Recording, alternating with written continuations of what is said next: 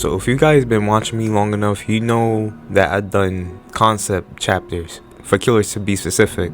I try my best with these concepts, but you guys support them in the end, so I deeply appreciate it. As fun as these were to make, these did take a lot of time, and the reason why I even have this video in store is because I'm not doing these anymore. I know some of you have liked them, but I'm only giving it a break only because I want to learn animation. Once I learn animation, then I will start to do the concepts again, because I don't want to do the whole picture thing. Though I know some of you probably didn't mind it, but I'd rather do animation rather than having it just be a picture. But I'm still glad that you guys found the concepts pretty engaging. I honestly found it somewhat cringe, I'm not gonna lie, but I tried my best. So I know this is gonna be a pretty long video, so I hope you all enjoy. As for my thoughts with the whole survey thing, remember we did get that survey in April of 2021 that had Hellraiser and Ring on it. That same year we got Pinhead and Sadako was announced. So not saying nothing, but something off this survey just might be happening this year or next year, early next year, possibly even the anniversary. But something on this survey is coming sooner than we thought, so just keep your eyes out for that. I know that for sure, or at least I'm 98% sure about it.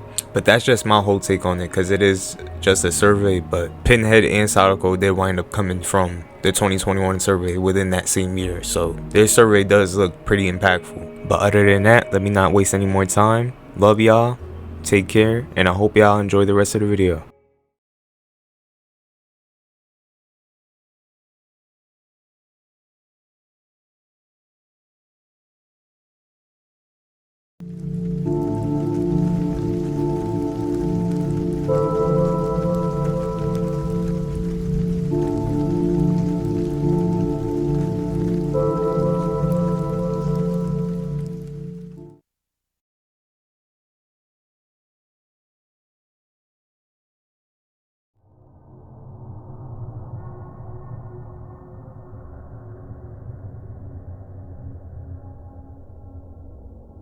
Growing up in Canada, Liam Vigil grew love for watching films, horror films to be specific. Every genre of films made him bored because they lacked what humanity can be most times. Very, very bitter. After his mother was killed in a car accident to him being bullied in high school, all those built up negative emotions gave Liam a different outlook in life. After years of hard work and insomnia, Liam finally achieved his master's degree in filmmaking. After achieving this, Liam already had ideas on which type of horror films he will consider directing. His type was the horror films that were very gruesome to score rated R. Unfortunately, due to low budget in film production and animations, a movie like that is too high for his standards.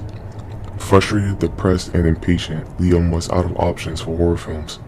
After most of his films that he wasn't even a fan of hitting around $24K in the box office, Liam ran out of options. All the time, work, effort put into his life down the drain. Until finally, Liam decided to make the only horror films he had been wanting to make all along. Liam visited a dating website where he met a lady named Cherry Marson. Despite Liam being pretty good looking, he used that charm to his advantage. After the date went well, Liam then decided to take Cherry to his theater. After arriving there, Liam and Cherry then began making out on the couch. Liam wanted to take a step further. After already hiding a camera in the closet, Liam took Cherry into the theater. Liam was anxious to show something to Cherry that Cherry would be the first to see. Liam put on this ridiculous studded leather outfit to surprise Cherry. While Cherry found that outfit brutally disturbing, she blew it off as Liam just wanted to be funny. Liam had brutal intentions. After making love in the theater, Liam pulled out a mace and started bashing Cherry in the skull. After the bed was flooded with blood and Cherry's brain being left exposed, everything was filmed on video. Liam will then post the video on a website where the video has gotten a lot of attention from both good and evil. Liam finally made the type of film he endorsed. Liam repeated the same process to many different females, killing them in many different ways, and attention kept growing from many different viewers. Not only did he make a fortune off these films, Viewers kept tipping him money to make more. It wasn't only females that Liam had murdered for his little films, but males as well. He would wait for his prey, secretly killing people in public where he knows there's not that many people around, even going as far as breaking into homes and filming every kill count. Liam grew infamous. As police were struggling to find out who was committing all these series of crimes, Liam stayed hidden for a while. One day, Liam woke up with his outfit on and a fog rolled in. He woke up in his basement filled with hooks. He went upstairs and saw people just wandering around with a feared expression. With his mace in one hand and a camera in the other, Liam then hit the record button. Killer name, the director. Killer map, Vigil's mansion. Killer weapon, mace. Killer difficulty, hard. Killer TR, 32 meters. Killer height, average. Killer speed, 4.6 ms. Power name, filmmaking. Power description. Your life of filming encouraged you to film every second of suffrage.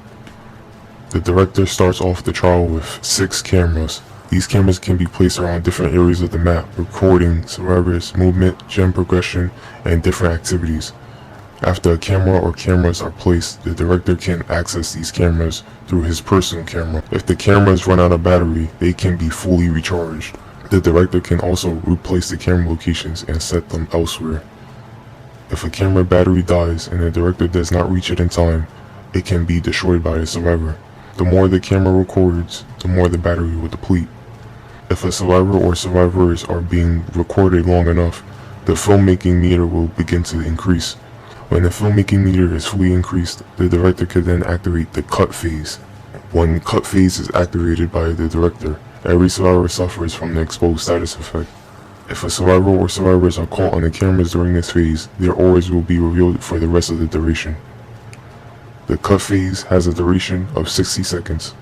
Killer Mori places down his camera, bashes a survivor's face in with the mace, wraps the mace chain around their neck, then snaps it, takes the camera. Stalker, you know a thing or two about sneaking up on your prey. For as long as the survivor is hooked, you have the undetectable status effect. Mobile Pursuiter, the more you hurt, the more agile you become. For every survivor you injure, will decrease your basic attack cooldown by 10%. Hitting the same survivor again will increase your basic attack cooldown by 10%. Hex Sheepskin, your attacks leave an incredible blow, leaving those who endured it feeble. Any attack that does damage on a survivor will give them the Deep Wound status effect and Oblivious status effect.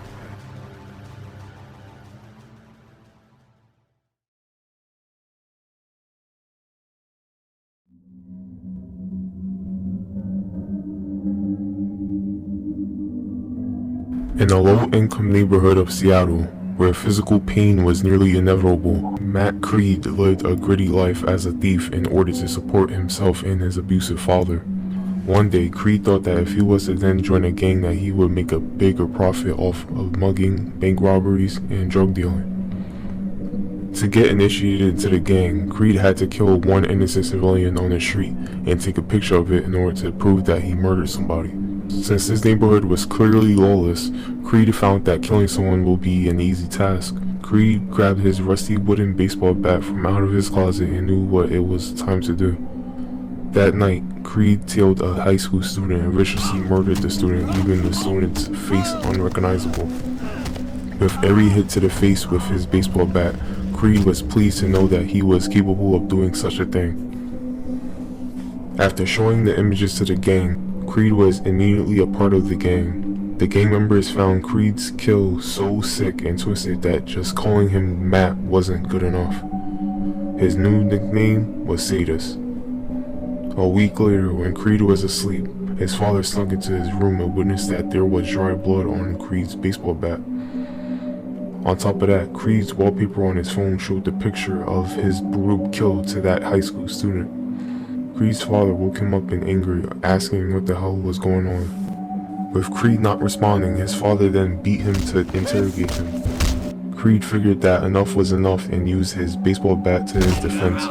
leaving his father with pain and agony in the spine. Creed then decided to grab a dose of his father's beer bottles, crafting one into a Molotov and finish his father off. After vandalizing the house, Creed grabbed his baseball bat, his father's leftover money, and fled the scene. That same day, Creed wanted to have an alternative gimmick, so he then visited a store, stole himself a new look, and left the store. With the store being covered in flames, Creed was wanted in the city, so he knew it was time to flee. Upon fleeing in a nearby alley from the store, Creed got a text message from his phone saying that if he wanted compensation for his actions, then to meet up with a stranger. That same night, Creed was walking down an abandoned neighborhood that he wasn't familiar with at all. There were street cats just running around, graffiti on every corner, and beat up houses. Creed had nothing to fear though, since he knew his doings in a law-free neighborhood. As Creed walked and walked, it seemed for hours, he noticed that the abandoned neighborhood was then getting extremely foggy. Lost and confused, Creed understood that this will then be his new home, his new life. Something within him told him that he will make his mark as becoming a notorious antagonist. Killer name, The Sadist. Killer map, abandoned neighborhood. Terror radius, 32 meters. Speed, 4.6 ms. Height, average. Killer difficulty, intermediate. Power name, Lust for Anarchy. Power description. Vandalism and pain influences you to inflict pain amongst the rest. Breaking generators, pallets, breaking walls, and getting stunned by enemies necessary increase the Lust for Anarchy power gauge. During this phase, Lust for Anarchy triggers a rage in which allows the sadist to automatically break pallets that are slammed on him. Break breakable walls and pallets in one hit with reduced cooldown and has a reduced penalty to any stun. Being stunned while Lust for Anarchy is active will only increase the power gauge. Hitting survivors while Lust for Anarchy is active causes survivors to be dazed, making survivors slow down while running or vaulting, and causes blurred vision for 4 seconds. Hitting a survivor while Lust for Anarchy is active pauses the power gauge. If a survivor is hit twice while Lust for Anarchy is active, they enter the broken status effect. If a survivor is already injured, it takes only 2 hits while Lust for Anarchy is active to pit them into the dying state. It takes 3 hits to put a survivor into a dying state while Lust for Anarchy is active. Missing an attack while Lust for Anarchy is active depletes the power gauge. Lust for Anarchy duration is 20 seconds. The sadist suffers a 5-second penalty after Lust for Anarchy is depleted. Molotovs. Throwing a Molotov at a survivor causes the survivor to go into the broken status effect. The broken status effect lasts for 120 seconds. If a Molotov hits a survivor, the sadist chants suffering a penalty. The chant increases the Lust for Anarchy power gauge. Throwing a Molotov at a slammed down pallet causes the pallet to engulf in flames for 10 seconds. Survivors who vault the flame pallet will be put into the broken status effect for 120 seconds. Throwing a Molotov at a generator will also cause the generator to engulf in flames for 10 seconds and regress. Survivors who interact with the flaming generator will be put into the broken status effect for 120 seconds. Throwing a Molotov at an already injured survivor will put them in a dying state. 4 Molotovs are given to the sadist at the start of the trial. Every time a Molotov is thrown, the sadist must craft a new one. The duration of crafting a Molotov is 8 seconds. Perks. Drenched till death. Your rage convinces you to quickly end off your victim.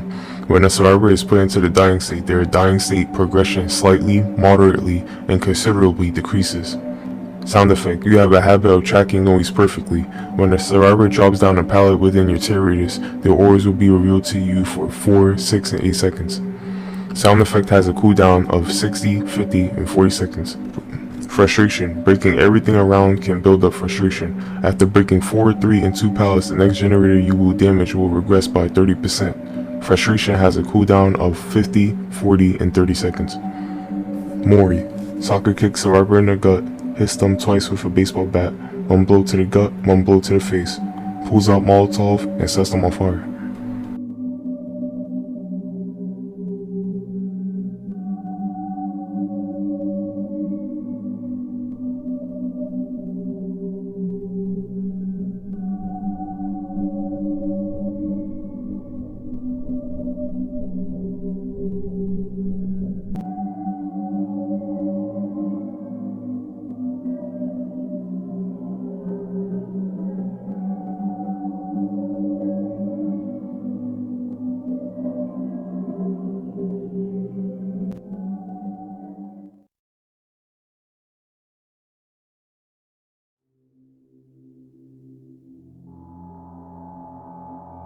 Ever since he was a child, Arthur Holloway knew he wanted to be an inventor. Living in London, Arthur would fantasize about different creations that he knew will not only satisfy him but the world as well. When he grew older, his first creation was a self-chiropractor that would kill the stress of those experiencing it. This creation was nothing but a success. With many buyers and people who kept buying them during the time, Arthur became wealthy at a very young age. Coming from a financially mediocre household, this was a good stepping stone for Arthur. As Arthur created many more creations over the years, he noticed that many other inventors would steal his ideas. It wasn't intentional because the inventors had no idea what Arthur had in mind. They beat Arthur at his own game. They won the race. In an unhealthy state of mind, Arthur grew jealous of those who had stolen his ideas. Arthur discovered the contacts of all those inventors who had stolen his ideas and invented another creation. A creation far different that wouldn't help the world at all. A cell hypnotizer. A creation that would hypnotize every individual Arthur contacted. He kept this creation a secret. Arthur then contacted every inventor who even got a slice of success and detonated the cell hypnotizer. After controlling their minds, he then forced the inventors to put their lives to an end. New reports found these acts very mysterious as each inventor was found with their throats slit, lifeless on the ground simultaneously. Arthur felt something he had never felt before. He felt guilty. Arthur dealt with this guilt by grabbing his famous shears, used to cut through steel and slowly inching them closer to his throat. He hesitated. He knew that if he has the advantage now, that he might as well take advantage of it. With Arthur knowing that he killed all his competition, left him empty. Arthur was out of ideas for creations ever since his malevolent acts. He dreamed of some type of karma or entity tailing him in the long run, or even sooner. Finally, Arthur came up with an idea that he believes can favor the world and bring him back on top. An easier way of transportation. Portals. Time portals that can get citizens from one destination to another. After 3 months of creation, the creation was finally finished. Right before marketing his new invention, something stopped him. Something knew what he was up to and paused his successful invention. He was frightened by this thing. He couldn't see it, but he felt its presence. In fear, Arthur finally saw it. This entity that's been haunting his dreams. He then grabbed his shears, then stabbed himself through both eye sockets, then hit the floor. A fog rolled in and guided Arthur along with his new invention to his final destination. This thing saw Arthur's invention as something that can not only change his realm, but can be used to enhance its realm. Arthur would use this invention for acts that he never knew he would do by his hand. Arthur called this invention the Masterpiece. Killer name, the Masterpiece. Killer difficulty, hard. Killer weapon, shears. Speed, 4.6 ms. Height, average. Tear radius, 32 meters. Power description, time sphere. All those years of inventions, Arthur's best one yet has been used to its finest potential. The Masterpiece could throw his time sphere at any valid surface or wall. Throwing a time sphere at a valid surface or wall creates a portal. The Masterpiece must throw another time sphere at any other valid surface or wall to open up both portals. Special ability, doorway and exit. After the portals are open, the Masterpiece can enter these portals. Exiting a portal grants a short speed boost for the Masterpiece. The Masterpiece can seal a portal or both and throw them elsewhere. Survivors cannot enter these portals.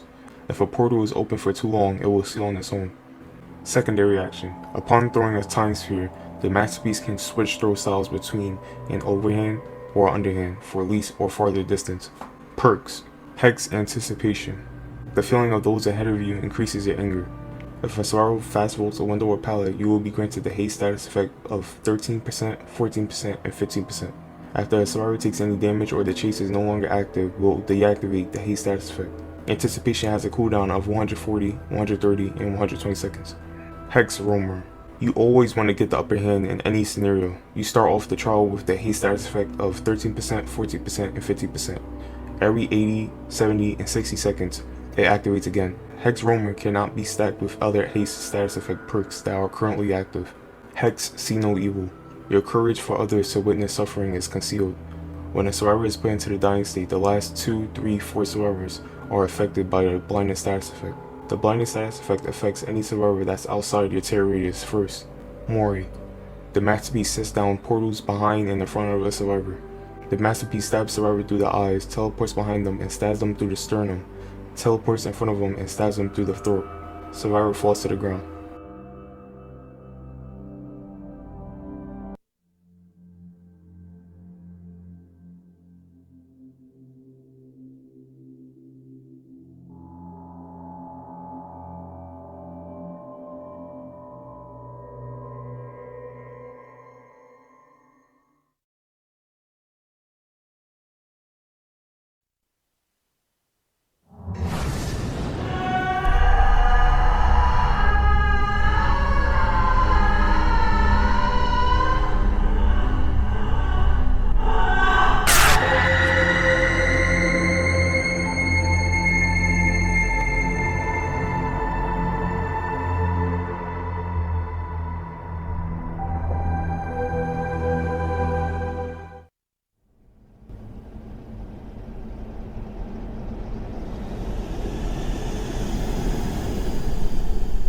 Humble and proud of herself and her husband, Mary and Ed Stone happily moved into a new house along with their 2 younger daughters, Tree and Haley.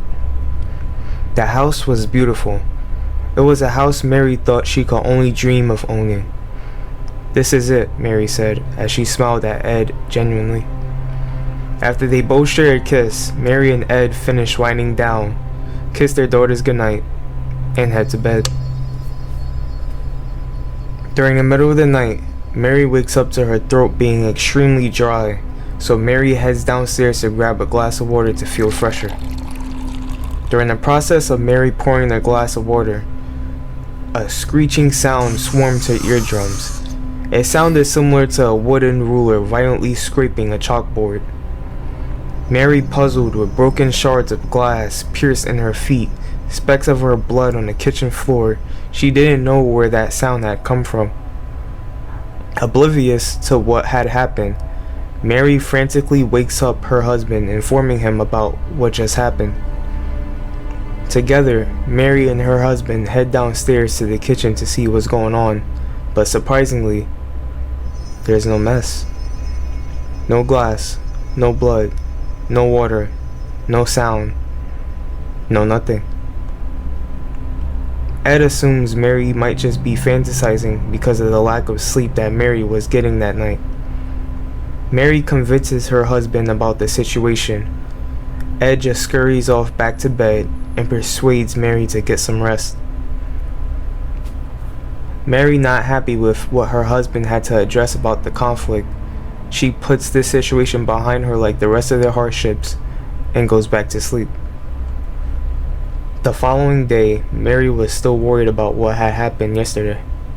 She knew something was very wrong, but for now she just had to ignore it so she doesn't have to worry her husband. That morning, after Mary cooked breakfast for her family, Mary hears a knock on the door. Mary opens the door to see 3 women. The 3 women introduce themselves as the Lanes. The Lanes are Mary's neighbors. By the looks of it, the Lanes seem like some very wholesome people. The type of people to always help you during your downfall. The Lanes invited Mary to their house for the night. Mary declined because she had her children to take care of, and she didn't want to leave her husband behind.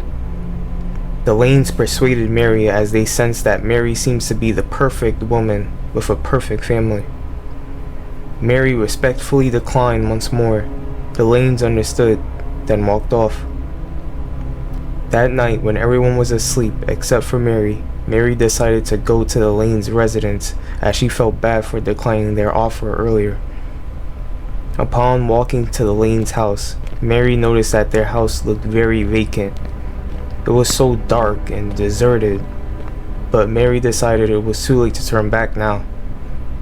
Mary went up to the front door and knocked on the house door. One of the Lane sisters opened up the front door and greeted Mary inside. As the Lanes and Mary sat down for a cup of coffee, the Lanes asked Mary about her personal life and how it feels to have the new house. Mary answered by saying that in her past, her husband and herself would argue a lot. Argue about bills or if they were really the one for one another. But ever since the new house, all those hardships are now a distant memory to Mary. The Lanes sympathized with Mary by giving her a hug, saying to Mary, if you need anything at all, to let them know. After some time over at Lane's, Mary wished them a good night and headed back to her house. After a few weeks passed, Mary and the Lanes were almost like family, being there for one another, for anything. One night, Mary woke up to grab a glass of water because her throat was feeling dry again. After doing this, Mary heard whispering coming from beneath the floor of the kitchen.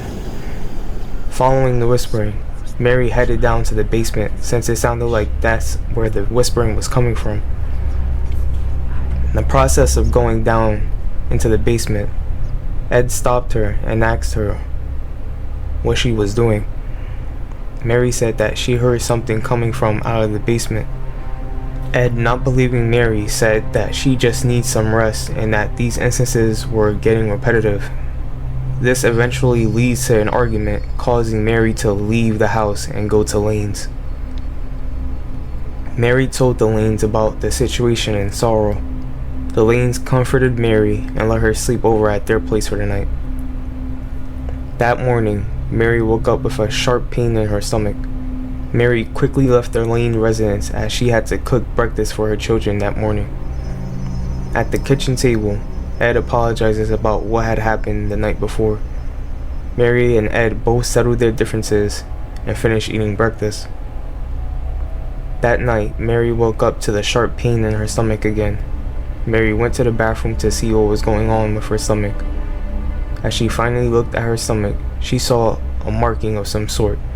It looked like it had come from an ancient journal or something of that matter. Mary, not wanting to alert her husband about this, goes back to bed. About an hour later, Mary wakes up to find blood on her neck.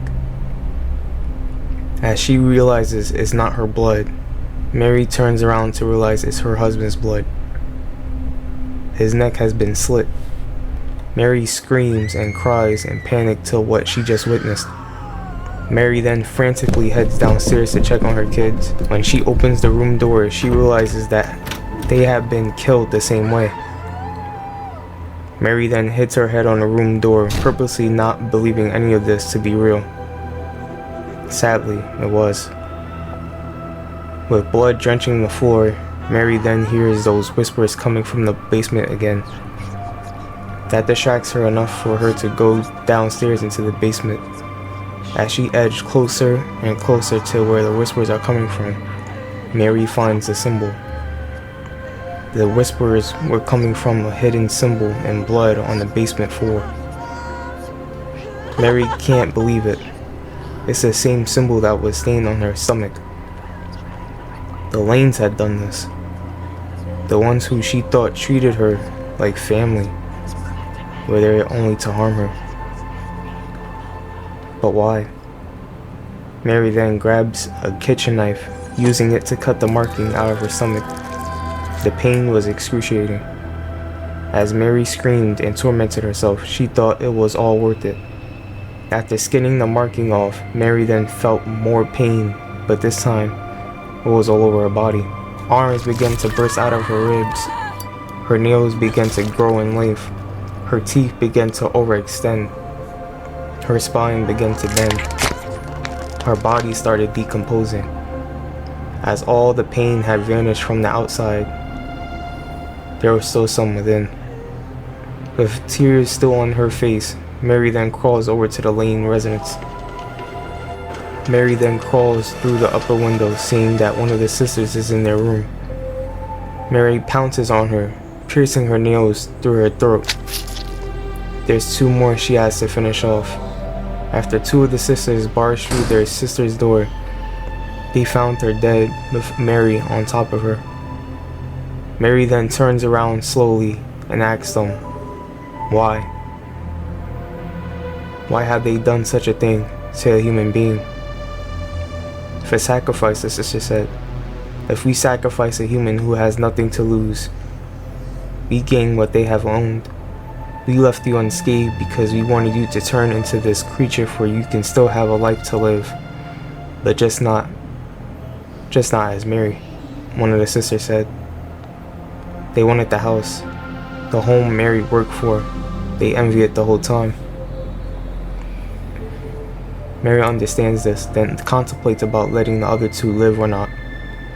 Mary then makes up her decision, slicing one of the sisters' stomachs open with intestines falling out.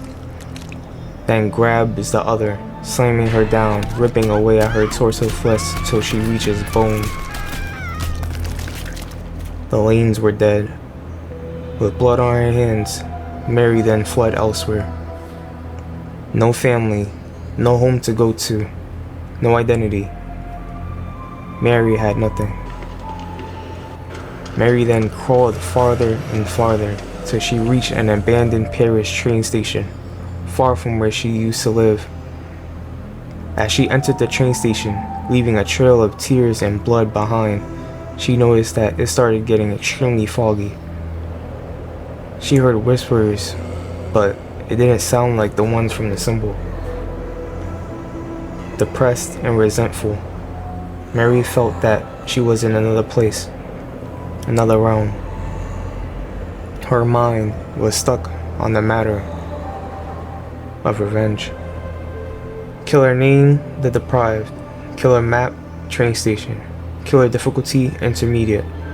Killer weapon, claws. Killer height, average. Killer speed, 4.6 ms. Tear radius, 32 meters.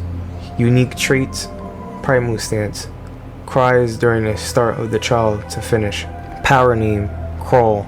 All she wanted to do was live a happier life, but everything was stolen from her, including herself. This new life is all she has now. It's what they turned her into. Revenge is all she sees. Power description, crawl. Triggering crawl allows the deprived to crawl on all fours. When on all fours, the deprived can move faster. Pounce. When crawling, hold M2 to trigger the pounce stance. Releasing M2 allows the deprived to pounce, injuring a survivor. Surface crawl. When next to any surface, pressing the secondary action button allows the deprived to crawl over or on top of certain obstacles, walls, pallets, or objects. The deprived can also pounce from one surface to another. The deprived can also pounce off a surface to injure a survivor. Tantrum. When the deprived pounces onto survivors, the power gauge increases. When the power gauge is fully increased, pressing shift allows the deprived to activate tantrum. During this phase, the deprived crawls even faster, and any survivor hit by the pounce while tantrum is active will be put into the dying state. Perks. Intervene. Others interfered in your goals. It's time you do the same. When a skill check is completed by any survivor within a range of 64, 96, 128 meters, their auras are revealed to you for 6, 7, 8 seconds. Hex Bloodfall. Blood is part of your tragedy. If 2 or more survivors are injured and are 6, 8, 10 meters from each other, you see their aura. This is it. Disrupt their territory like how they disrupted yours. Each time you hook a survivor, you gain 1 token. When a survivor gets hooked, all injured survivors suffer from the incapacitated stats effect for 5, 6, 7 seconds. For every token you get, increases the duration of the incapacitated stats effect by 2, 3, 4 seconds. Mori. Hold survivor still. Both survivors' arms pressed against the ground, facing the deprived. The deprived claws away at survivor's stomach with blood and guts pouring out of their stomach.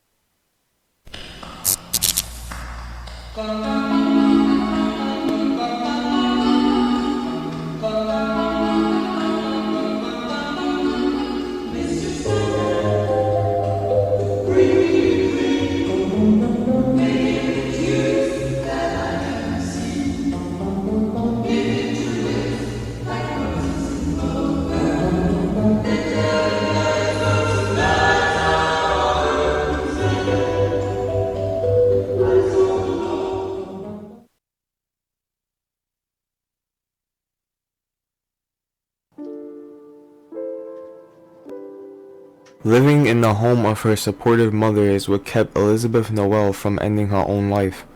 Elizabeth was a very special girl. She was special due to her appearance. Elizabeth was born with craniofacial abnormalities. Having this disability made Elizabeth feel depressed and lonely. She was laughed at and bullied on the streets of Los Angeles, absorbing all the negativity like a sponge. Elizabeth wished for many things. She wished to get married, she wished to have a honeymoon, and most importantly, she wished to be beautiful. Elizabeth needed to get surgery done on her face, but neither her nor her mother had the money to make that happen. On the contrary, surgery wouldn't be much help for her face. Elizabeth would most times roam the streets and visit this wedding shop. She saw a bunch of beautiful mannequins in a wedding gown. Elizabeth would then envy these mannequins, hoping that one day she will be in their place, wearing that wedding gown, but it was never likely. Elizabeth then took this frustration out on herself by crying endlessly and drinking leftover whiskey from out the fridge. One day, Elizabeth woke up in a room that she didn't recognize at all. Elizabeth had a wedding gown. She then looked up at a mirror in the room and she couldn't believe her eyes when she looked. She was ravishing, stunning, and beautiful. A bright white light beamed in front of her face. When the light had dimmed, Elizabeth was in front of hundreds of people she didn't recognize. The people began to look at her and smile at how beautiful she looked. She was at her own wedding. She was the bride. Elizabeth then began to walk down the carpet until she reached this handsome and charming looking man. Elizabeth and the man were face to face. He then put the ring on Elizabeth's finger. The ring was beautiful. It was an aqua colored diamond surrounded by rubies. This eventually made Elizabeth tear up. She couldn't believe her own eyes. Elizabeth then looked back at the man, then eventually they will share a kiss. During the kiss, everything faded black. Elizabeth would then open her eyes to her kissing a mirror. She saw her true appearance, her true life, her true reality. Raindrops hit her window and the thunder was screaming. Elizabeth stopped looking in the mirror, grabbed a kitchen knife, stashed it in her hoodie, and went out for a walk. Walking on the drenched streets without an umbrella to carry, Elizabeth was feeling more and more depressed. Elizabeth walked and walked in the pouring rain until she was met face to face with a mannequin from the wedding shop. She would then begin to sob, wishing that one day she would be as beautiful. She then slowly lifted up the sleeve of her hoodie, pulled out the kitchen knife, and slit her own wrist. Elizabeth dropped to her knees while looking up at the mannequin in the pouring rain as she said, "One day." Everything turned black. The sound of rain and thunder faded away. She then heard the sound of wind in her ears and woke up. She was still. She felt like plastic and fiberglass. She came to the realization that her spirit had left her body and she was now in the body of a mannequin. She then closed her eyes and spawned in another realm. The realm was dark, foggy, and filled with blood. Something possessed her mind with anger, jealousy, and envy. Elizabeth always wished for beauty in many ways. The wish had come true. Killer name, the mannequin. Killer tear radius, 32 meters. Killer height, tall. Killer speed, 4.4 ms. Weapon, kitchen knife. Map, city mall. Unique traits, completely stationary, most of the time in the trial. Killer power, Beauty's curse. While survivors are in your tear radius and looking in your direction, Beauty's curse will increase. The longer the mannequin is looked at, the more mannequins the mannequin receives. The mannequin can receive up to 8 mannequins. Once Beauty's curse is activated, the mannequin can shift through obstacles and place mannequins on the ground. Survivors cannot go through these mannequins. Whilst Beauty's curse is activated, Killer Instinct will activate, detecting any survivor in the mannequin's tear radius. If a survivor hides in a locker or stands still, they cannot be located. Survivors cannot see the mannequin while Beauty's curse is active. However, the mannequin cannot hear or see survivors' scratch marks, or survivors' blood. After Beauty's curse has ended, the mannequin will suffer from a 2-second penalty. After Beauty's curse is used, Dark Channel is activated. When the mannequin spawns a mannequin on the ground, the mannequin can then teleport into the mannequin. After Dark Channel is used, the mannequin will suffer a 1-second cooldown. Any mannequin that the mannequin teleported into will vanish after a short period of time, and the Beauty's curse power gauge will reset and progress again. Perks: Envy, You are tired of others becoming so lucky that it fills you with anticipation and rage to overcome them. When in the chase, if a survivor fast folds a pallet or window, you gain a haste status effect for 3, 4, and 5 seconds. Envy has a cooldown penalty of 50, 40, and 30 seconds. Hex, birth suffrage. At the start of the trial, survivors suffer from the exposed status effect for 50, 60, and 70 seconds. If one survivor is put into the dying state within that time, the remaining survivors are instead affected by the hindered status effect for 40, 50, and 60 seconds. Blood curse. Whenever you injure a survivor with a basic attack and the survivor has not healed after the attack for 40, 50, and 60 seconds, the survivor will be affected with the hindered status effect for 20, 30, and 40 seconds. Blood curse does not activate in the chase. Blood curse has a cooldown penalty of 80, 70, and 60 seconds. Mori. A bunch of mannequins surround the survivor. Mannequins turn to life and stab the survivor to death as the mannequin watches.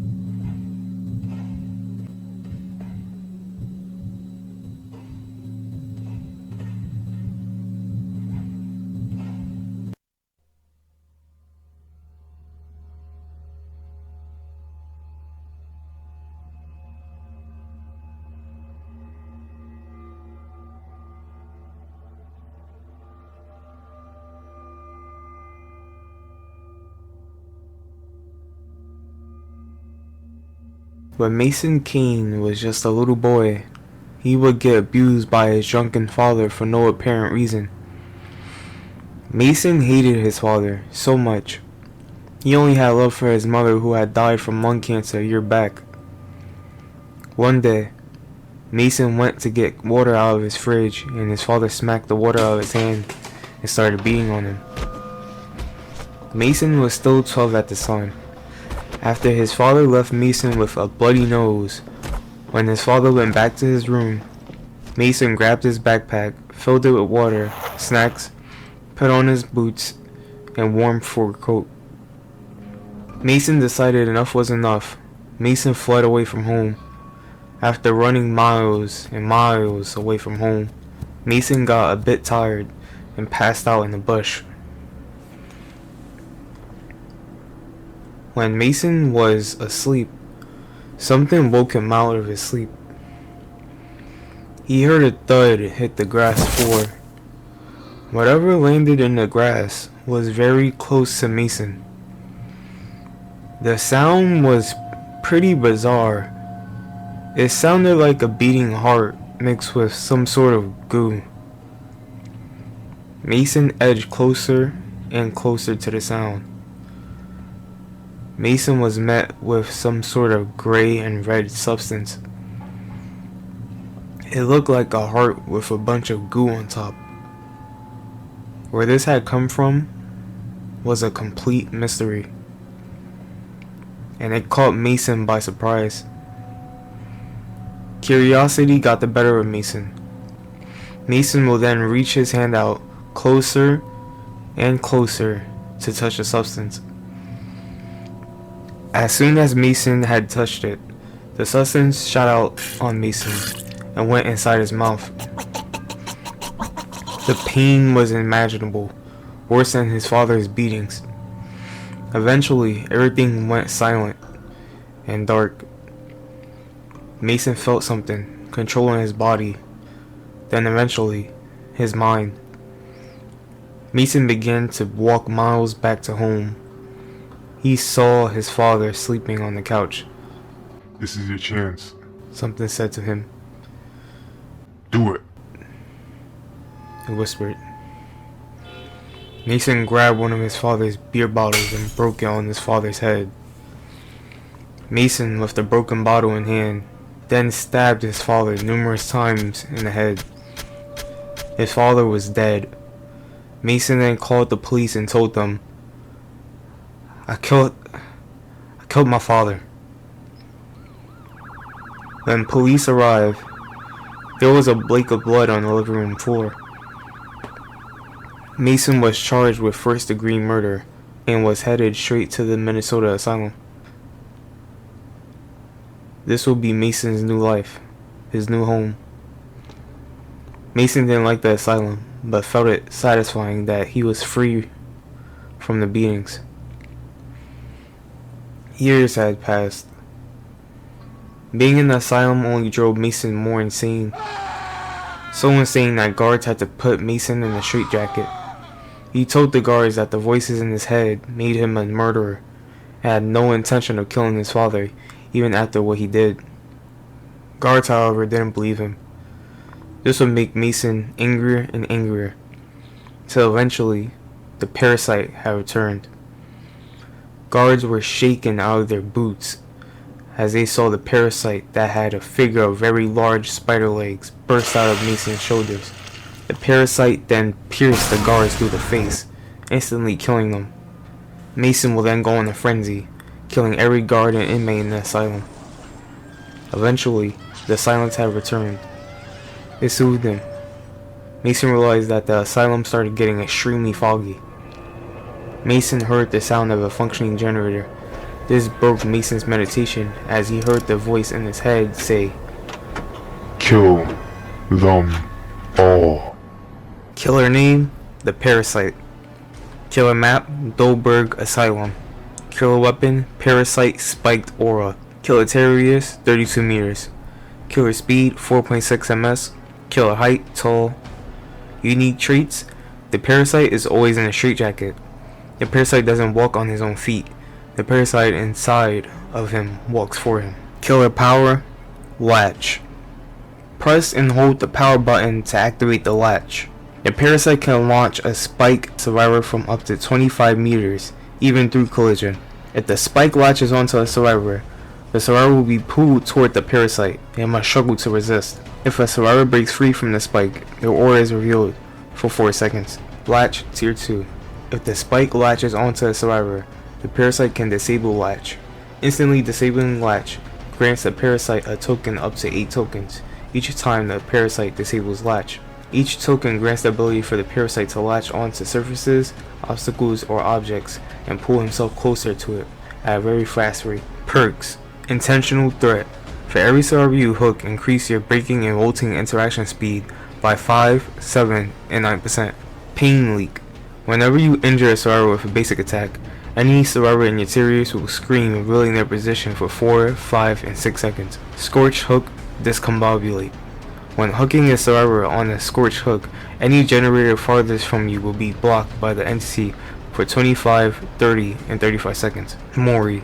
Stab survivor with the spiked parasite through the stomach while the survivor is down. Spiked parasite enters their body, then impales them through the sternum, then the throat, then the face. Spiked parasite lifts up survivor by the face. The parasite glances at the survivor. Spiked parasite tosses survivor to the opposite side where it's positioned.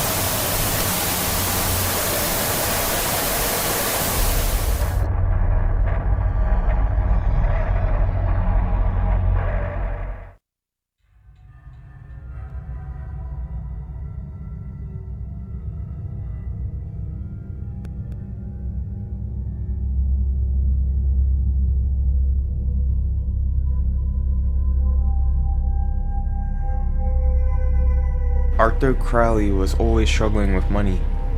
He worked at a shelter, helping the homeless. He loved that job because it made him feel supportive. Even during his worst days, he will always find a way to make up for it. The only thing about this job was it wasn't enough to support himself. Rent was always late. He barely had enough food to put in his stomach. He was suffering. But the fact that his job was to help others, that kept a smile on his face. On his way to work, Arthur noticed something a bit odd. Walking about 7 blocks away from his job, several fire trucks flew past the block Arthur was on. An accident must have happened, Arthur assumed. Though this kind of worried Arthur, Arthur ignored the sound of what just happened and kept walking. When Arthur reached the second block, he saw exactly why the fire trucks were rushing down the street. In the distance, Arthur saw that the shelter was engulfed in flames. Arthur couldn't believe his eyes. The shock of what he was witnessing flooded his mouth with vomit. He couldn't believe it. How this happened and who's done this is completely unknown. Arthur would then begin to process the fact that now he needs a new job in order to make money. And who knows how long that would take. Arthur began to panic, and rent was already late. And since he didn't have the money for that meant eviction. Desperately looking for and applying to jobs online, Arthur felt more and more out of reach with luck. 2 weeks had passed, with not a call from any of the jobs that he applied to. He felt like he needed to just take in the situation and give up. Until he saw an email pop up on his phone. Subjects needed at the Needy's Corp remodeling facility. $27 an hour. Start tomorrow. This was too good to be true. Arthur desperately applied. Not a minute later, Arthur was surprisingly met with an automated voice call that gave him the location of the facility, the time to be there, and a subject number. Arthur immediately felt a weird sensation from this place just by how fast he got a call. But Arthur didn't have a choice. The following evening, Arthur arrived at the facility. The facility looked huge for a corporation that he's never heard of. The facility was so isolated, away from every building. It was just there on its own. Something wasn't right. Arthur knew this, but of course, he needed the money. At the front entrance, Arthur was met by Mr. Hallen. Mr. Hallen was a scientist who had worked at Needy's Corp for years. The smile on Mr. Hallen's face looked genuine, but who knows what can be going on in this place. The purpose of this facility is remodeling of the appearance in the brain. Remodeling can change behavior, appearance, and overall how an individual roams through daily life. Subjects will be tested to see if certain remodelings became a success. Success meaning if those subjects will survive. Arthur had no idea that he would be putting his life at risk with this new job. The matter of survival wasn't the only thing that this facility kept secret. Arthur entered the freezing room and was asked to remove all his clothing. Arthur hesitantly removed all clothing and sat in the testing chair. Arthur was then strapped to the chair by a few employees. Nervous and afraid for his life, Arthur's heart began to pound faster and faster. 3, 2, 1. A huge beam of light struck Arthur. Arthur can feel extreme heat coursing through his body. The pain was excruciating. After all was done, Arthur was no longer Arthur anymore. Arthur felt pent-up anger and sadness as it began to take over him. Arthur was nowhere to be found. Killer name, The Void. Killer difficulty, intermediate. Killer map, remodeling facility. Killer weapon, Shadow Blade. Killer radius, 32 meters. Killer speed, 4.6 ms. Killer height, tall. Unique traits, the Void's eyes glow white. The Void does not have any legs, but instead hovers around the map. Power name, Shadow Eater. Press and hold the power button to activate Shadow Eater. Once Shadow Eater is fully charged, press the attack button to release Shadow Orbs. The Void starts the trial with 5 Shadow Orbs. The Void can place down these Shadow Orbs and banish them whenever. Once Shadow Orbs are placed, if survivors run through the Shadow Orbs, survivors are then given a Shadow Meter. Survivors that keep running through the Shadow Orbs will rapidly increase their Shadow Meter. Shadow Meter. Once the Shadow Meter is fully increased, the survivors will lose a health state. Survivors must get rid of the Shadow Meter by shining a UV spotlight at themselves. If survivors do not get rid of the Shadow Meter, it will passively increase. If a survivor who has a Shadow Meter is 6 meters and lower from a survivor who doesn't, the survivor who doesn't have a Shadow Meter will passively get one. Shadow Virus. Press and hold the shift button to activate Shadow Virus. Once activated, a shadow will spread the Void's radius. Any survivor caught in a shadow will be given a Shadow Meter. If a survivor hides in a locker during Shadow Virus, they will not be affected with the Shadow Virus. Shadow Virus can be performed every 50 seconds. Shadow Fusion. Pressing space allows a Void to shift into a Shadow Orb when a Shadow Orb is placed. When a Void has shifted into a Shadow Orb, the Void's movement speed is considerably increased. The Void will suffer a slight cooldown when exiting Shadow Fusion. Perks. Fatal Mark. At the start of the trial, every survivor is affected with the exposed status effect for 25, 30, and 35 seconds. Hex Remodeling. Your vault speed is 20, 25, and 30% faster. If a survivor who vaults a window 10, 12, and 14 meters from your location, you become undetectable for 6, 7, and 8 seconds. Inflict and Grief. Whenever you put a survivor into the dying state, every survivor in your tier radius suffers from the exhausted status effect for 40, 45, and 50 seconds. This perk has a cooldown of 60, 50, and 40 seconds. Mori. Lift survivor by the neck. Survivor veins turn black. Blood pours from eyes and ears. The Void drops the survivor in the shadow on the ground. The Void emerges with the survivor as the survivor is falling, and a pool of blood pours out of the shadow into the realm.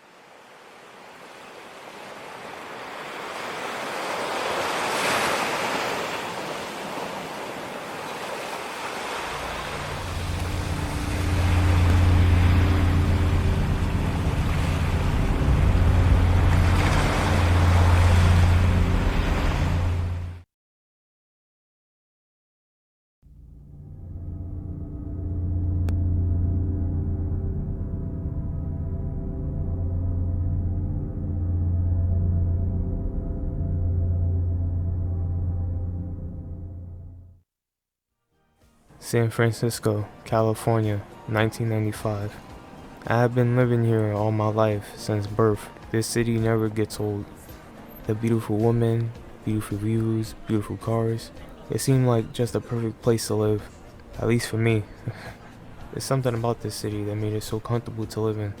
Don't get me wrong, my definition of comfortable may be way different from yours. The crime rate was pretty mild from here and there. I wish there weren't none at all.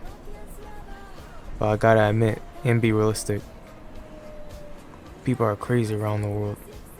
Some act like they don't have any sense, or some just lose touch of humanity. Most people would rather kill first and think later. Most people would end up missing, kidnapped, and no one will really know what happened to them. It's sad, but that's reality. Reality is often never always so positive. I have faith for positivity every day, but that's just not the way life works. People die every day, whether it's from natural causes, horrible tragedies, or worse. November 8th, 1995. I've heard and witnessed the most bizarre crime scene ever known to mankind.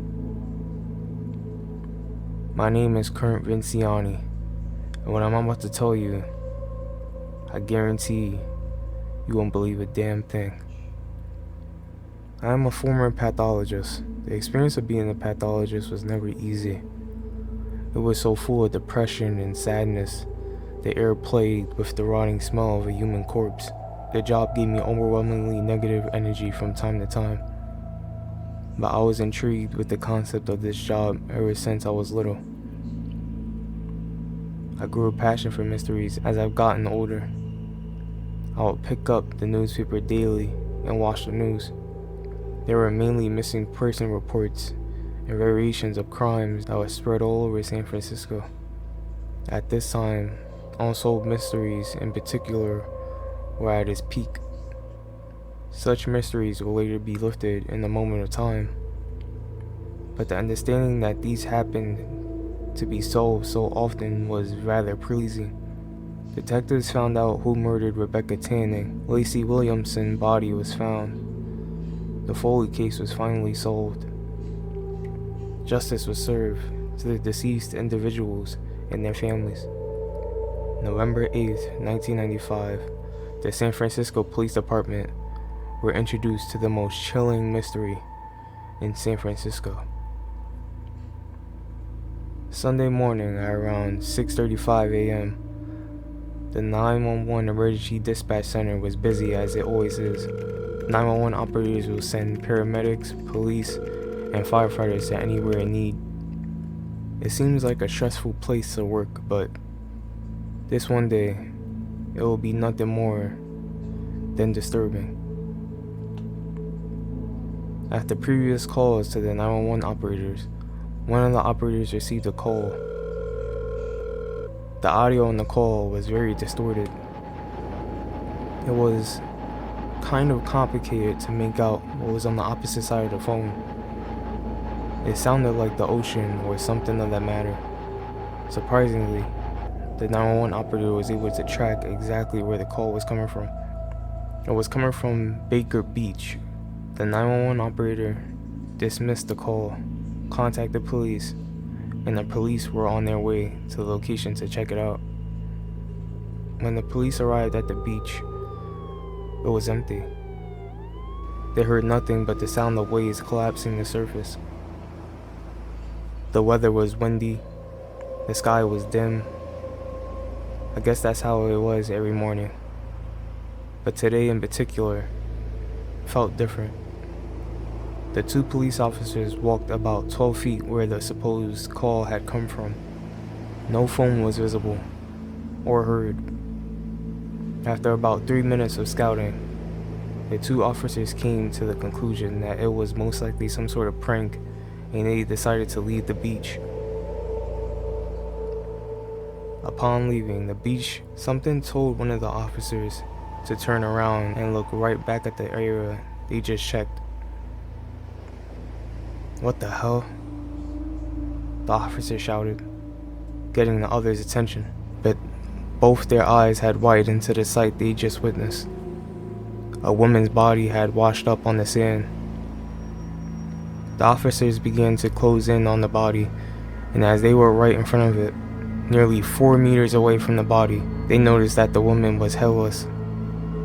The woman had on this old, filthy white and gray mock neck dress. She was barefoot, and her back was hugging the sand surface. Something was very wrong with this scene at the start. The blood wasn't fresh from her wound. No phone was found. How did the 911 operator get a call from this location, but there's no phone? It seems like this woman died years ago. It didn't make sense. Where did she even come from? Who was this woman? So many questions, so little information. The police then contacted the emergency services, and emergency services took care of the body at the crime scene. There was nothing else at the scene but that woman's presence. No clue, no evidence, just her. Emergency services finally delivered the corpse over to the morgue. That was where I and Mason were. We took care of the body, and from there, began investigating. It wasn't the goriest scene I witnessed, but the most bizarre. There were no markings around the woman's neck or area.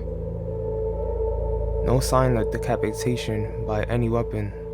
No bite marks by any potential shark of anything, any kind. No sign of her head being ripped off. It's like if someone just took her head clean off. But how? How did it get done? The body didn't even have a scent.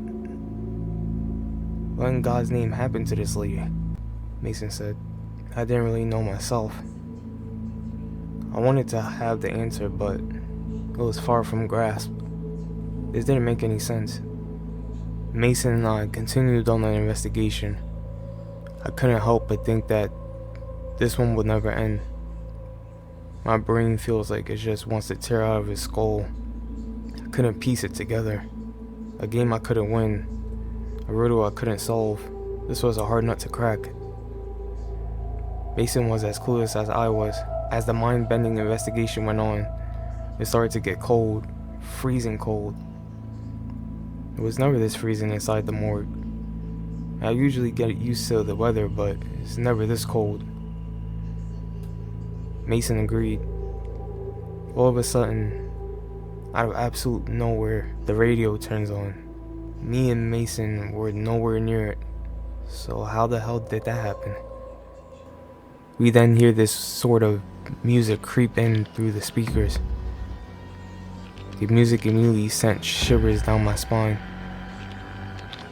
I couldn't explain it. How terrifying and intense the music sounded. It was so loud, I felt as if my eardrums were gonna bust. That radio was louder than it should be. It was hellishly excruciating to listen to that song for another second. Mason then ran to turn it off. What the hell was that? Mason said. I didn't really have much of an idea myself. Neither of us touched that radio. It's like if it had a mind of its own, and we were the ones losing one. This whole day has gone south ever since I've heard the news about this so-called Jane Doe. A part of me wanted this night to end. Another part wanted the answers to everything that's going on. How is this happening? As I left the feeling behind me, Mason and I continued with the investigation. We still couldn't find out who this woman was or really what happened to her.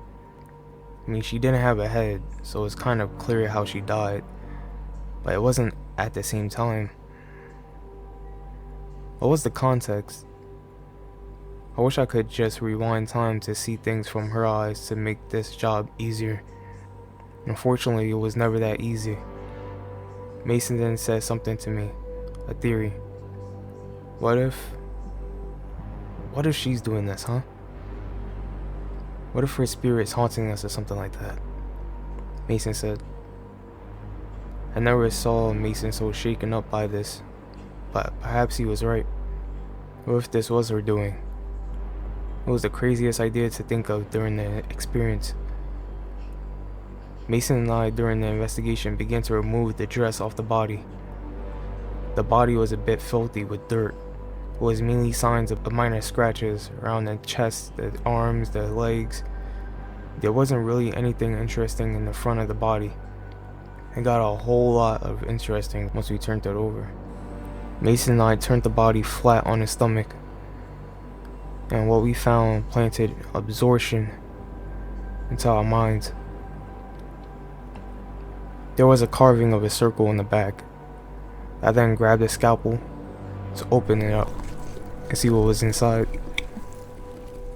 As I cut open the rotten flesh, I can feel curiousness in my veins. I couldn't seal the thought of wanting to be here much longer. But the anticipation got the better of me. After I was done cutting, I then tore the flesh off the back. Me and Mason were bewildered by what we found. There was this kind of writing implanted on the second layer of his skin. It wasn't English, it wasn't Spanish, it wasn't Chinese, it wasn't Russian. What the hell was it? Seems like writing I've seen before. It was on the tip of my tongue, but I couldn't let it out. Then it came to me. The type of writing looked like Latin or some type of ancient Egyptian writing from a whole different time period. It didn't make sense. How can anyone know this writing, and if they did, wouldn't they have been from that era? Even if they weren't, it happened to encrypt knowing of this language. We didn't know what it said. That song began to creep through the speakers of the radio again. I felt like my hearing was dying every second that song played. It was torture. In a matter of seconds, Mason's body began to flood with deep cut wounds. I can hear his screams. They were as loud as that monotonous, eerie music. I felt like I was witnessing hell right in front of me. Mason was bleeding out on the ground. The wounds tore major arteries, and Mason was losing a lot of blood every millisecond. I can hear Mason choking and gagging on his own blood. He then raised his shaking hand and pointed his finger at something behind me. As I hesitantly looked behind, in spite of fear coursing through me, the woman's body was gone. My heart plummeted to the bottom of my feet. A thought that ran through my mind was that I gotta get the fuck out of here now. Mason was already deceased. I paced toward the door to open it. After I opened the door, I looked down the dark hallway. It was unusually foggy, but as I stopped and looked straight ahead, something caught my attention. You wouldn't believe what I saw. The woman's body was standing on 2 feet far away from the opposite side of the hallway. Her body was so still, slouched and menacing. She slowly started to walk in my direction. Her whole aura gave off this unnerving presence that I didn't want to be inside of anymore. Every time her feet touched the floor, it's like she couldn't hold her own weight and was about to collapse to the ground. I can hear the cracking of her bones every step she took. I couldn't explain how petrified I was at that sight. My body sort of froze in overwhelming fear, but I knew I was probably going to end up like Mason if I didn't get out of here fast. I hauled ass towards the emergency exit by the right middle side of the hallway, started my car, and drove home. I immediately reported the incident to the police, and they said they would check it out to see what's going on. I couldn't sleep that night, and sleeping pills wouldn't help.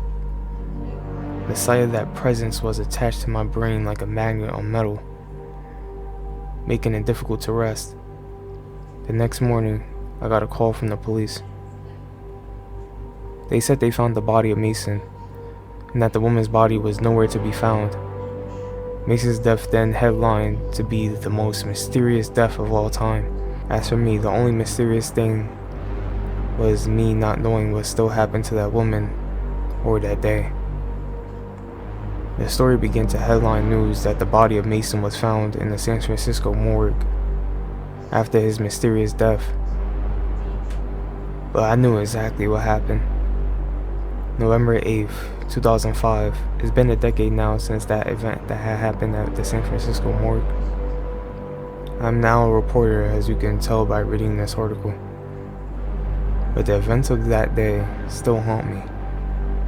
It's almost unbelievable that I escaped that morgue alive. What I also don't believe is that that woman's body has yet to be found to this very day.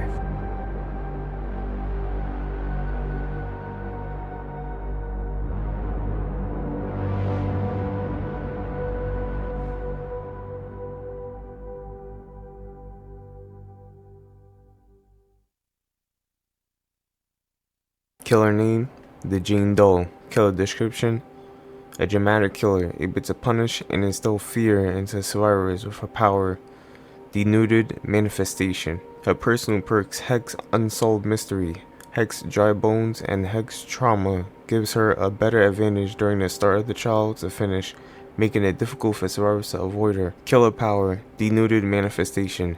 Your striking presence disrupts survivors with fear to keep running no matter the cause. Theme of agony. At the start of the trial, 6 radios are randomly placed around the map. Pressing the shift button allows the Jane Doe to interact with these radios by turning them on from a distance.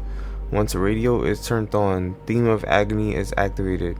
Any survivor that's in radius of the theme for 5 seconds will suffer from the incapacitated status effect and the deep wound status effect. If the survivor leaves the radius of the theme, the effects will linger on for 7 seconds. If any survivor stays inside the radius of the theme, it will increase that survivor's men timer. The Jane Doe can activate Theme of Agony once every 45 seconds.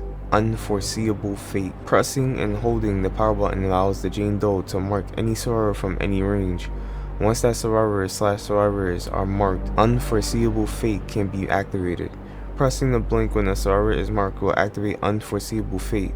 When Unforeseeable Fate is activated, any survivor that is marked will be surrounded by a ring of fog that follows them endlessly for 35 seconds. The fog blocks the marked survivor's FOV by 8 meters. The Jane Doe cannot see the fog when Unforeseeable Fate is activated.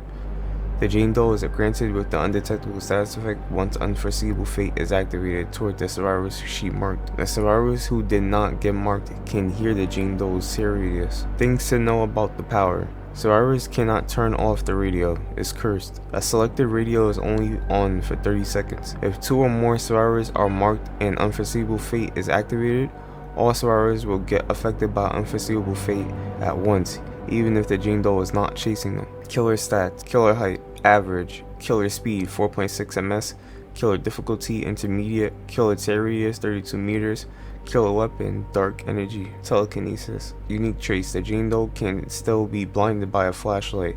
It may just require a lot of practice, but can still be done. The Jane Doe can go through vaults, just like Pinhead. Just like the Unreal, the Jane Doe doesn't directly carry survivors by hand.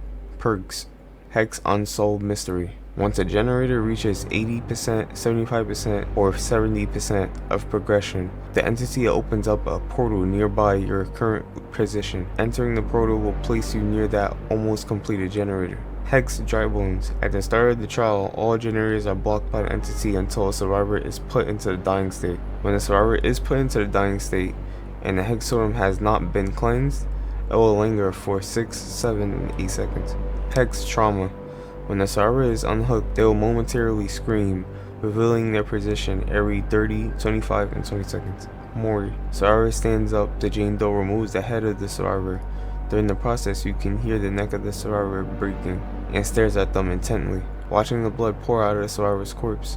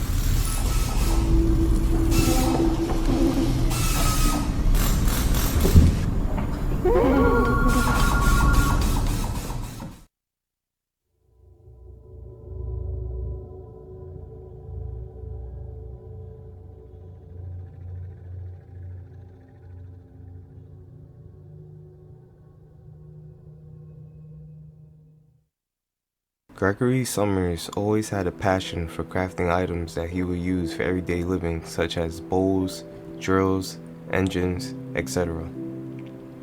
This passion of Gregory came in handy every time he was either bored or needed these essential items. By him being a crafter, that always kept him busy. Gregory always wanted to get his hands dirty by working on a new project after the last and one after the other. Gregory headed to his everyday bar that he would go to after finishing his work. It was a casual day as usual. Music was playing, people were drowning their faces with alcohol.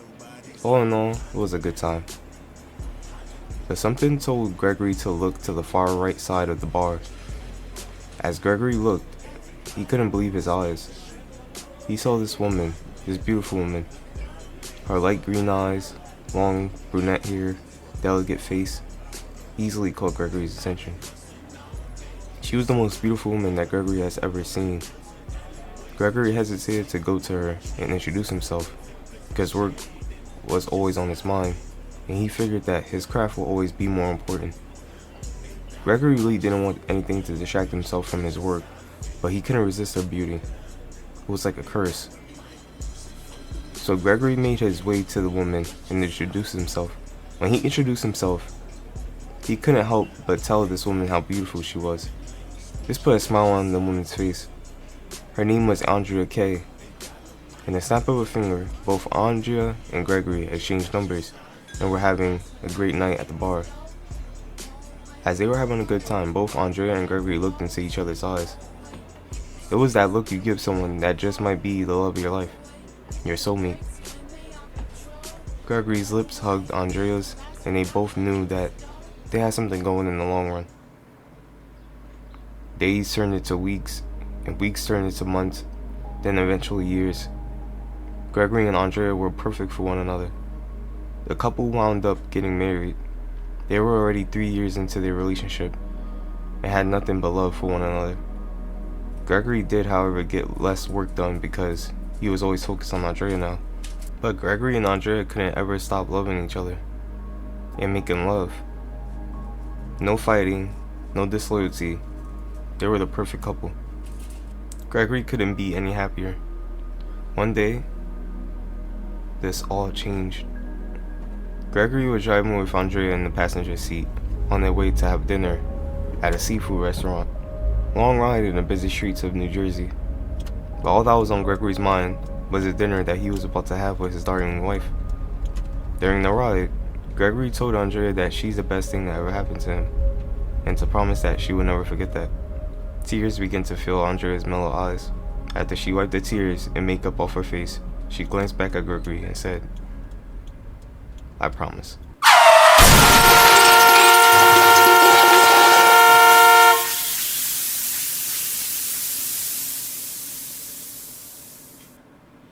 The sound of the burning and sirens echoed in the cold air. Gregory couldn't fathom what was happening or what just happened. Suddenly, Gregory woke up with the most throbbing headache. He just wanted to go back to sleep. He wanted the pain to go away. There was no sign of Andrea, just a pale white room and silence. Gregory, still a bit oblivious, heard a door open. It was the doctor. The doctor had approached Gregory with a warm welcome. "You're finally awake," the doctor said in a calm manner. "I'm Dr. Williams. It's a pleasure to meet you, Mr. Summers." "It's been 7 years," Dr. Williams said. Gregory then came to the realization that he's been in a coma. 7 full years of his life, asleep, missing out on everyday life, his wife, his work. "Where's Andrea?" Gregory questioned. The doctor sighed. Your wife didn't make it. I'm sorry." Gregory felt his heart plummet in ache of pain and sorrow. "She died in an accident, and I've been taking care of you while you were resting for 7 years. I'll give you some time alone. I'm so sorry, Mr. Summers." Gregory felt as if the world was crumbling around him. Andrea was his heart, his life, his everything. Gone. Gregory couldn't help but think about the best times he had with Andrea. Tears rushing down his face, his past left behind. But is there really anything else to live for? Gregory questioned his mind. As Gregory thought that his whole life was taken away from him, he still had something that could get him back on track with life. His craft. After a month of finally leaving that hospital and returning home, Gregory had to cope.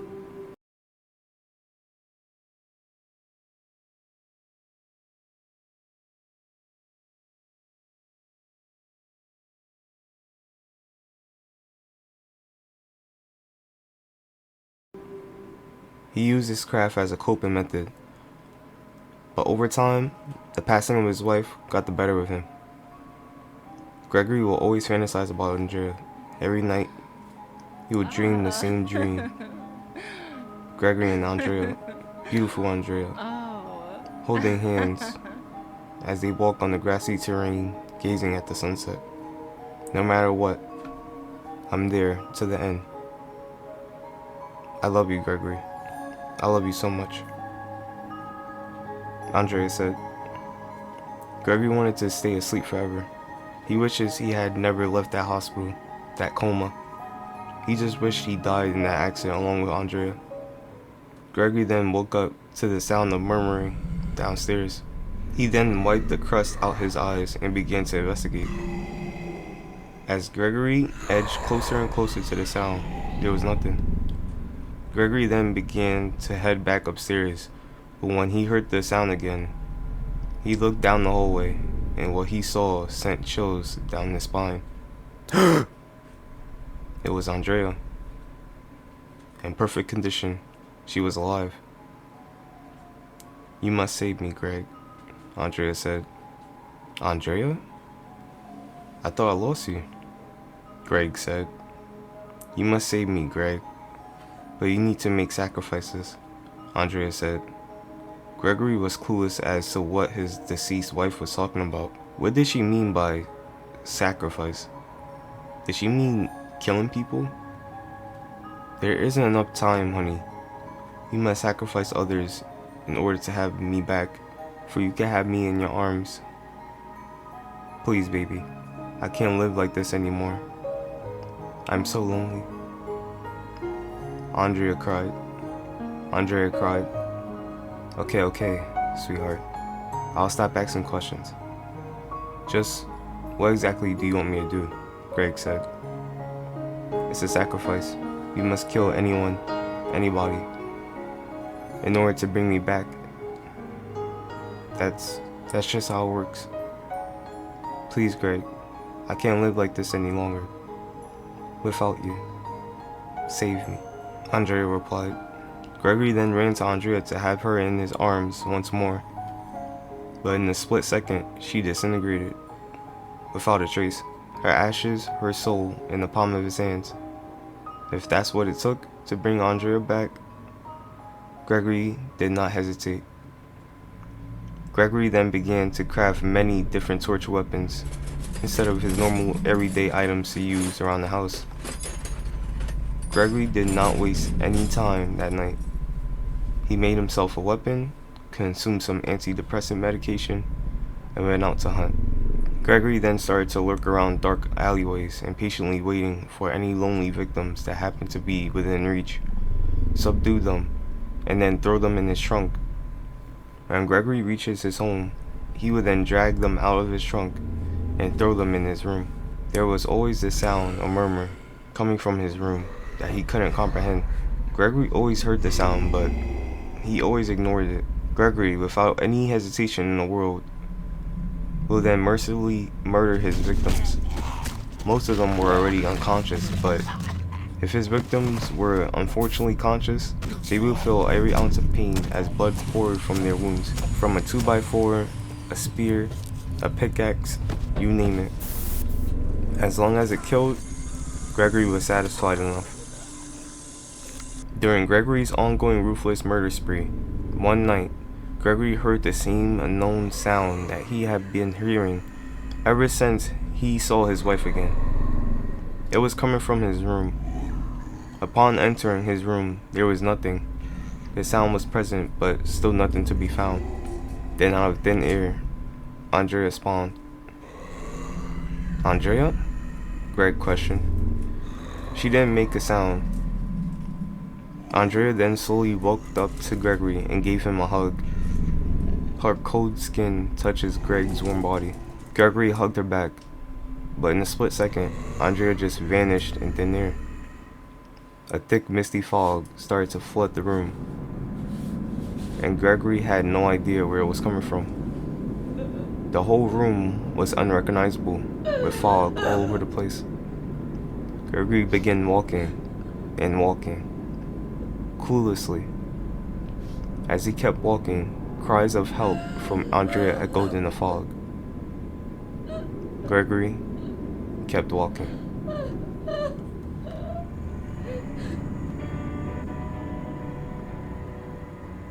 Killer name, The Crafter. Killer radius, 32 meters. Killer height, average. Killer speed, 4.6 ms. Killer weapon, hunting knife. Unique traits, when downing a survivor, you can hear the cries of the crafter's wife. Power name, craftsmanship.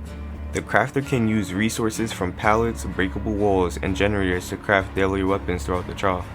At the start of the trial, 5 crafting stations are spread across the map. When the crafter damages a generator, the crafter is given scraps and resources. When the crafter breaks a pallet or breakable wall, the crafter is given scraps, resources, and wood. The crafter can use scraps, wood, and a variety of resources to craft a variety of weapons at his craft station, each weapon being deadlier than the next. The crafter must have a certain amount of scraps, wood, and resources to craft or repair certain weapons of his choosing.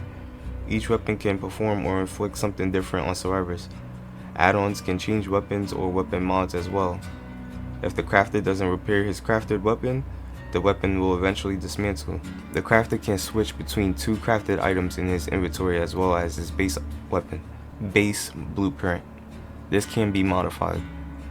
The crafter receives 100 scraps or 100 wood when damaging a generator or breaking a pallet or breakable wall. 100 scraps and 100 wood can craft a 2x4. When a survivor is hit, they are hindered for 60 seconds. 100 scraps can craft a bear trap. When a survivor steps on the bear trap, they are injured.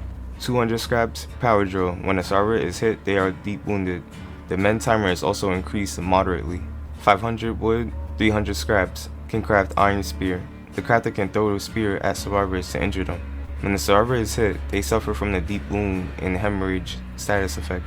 200 scraps, metallic boots. When the crafter damages a generator or breaks a pallet or breakable wall, the crafter is given twice the amount of resources. 1000 scraps, 2-handed pickaxe. When a survivor is hit, they immediately enter the dying state. Hex, soulmate. After a survivor heals another survivor, both their auras are revealed to the killer. The auras of both survivors are only revealed if both survivors are 6, 7, and 8 meters within one another. Sweet dreams. When a survivor is put into the dying state, they cannot get back up on their own. If the survivor moves while in the dying state, their dying state progression will deplete slightly, moderately, and tremendously every move that survivor makes. Sweet dreams can only affect the first survivor that goes into the dying state. Sweet dreams rotates after the survivor has been recovered. Dedication. When a survivor stuns you by any means, you gain a 4, 5, or 6% haste status effect for 6, 7, and 8 seconds. Mori pulls out a knife, pulls survivor's head from behind, stabs survivor through the throat, twists it sideways to break the survivor's neck, then pulls it out. If you made it through this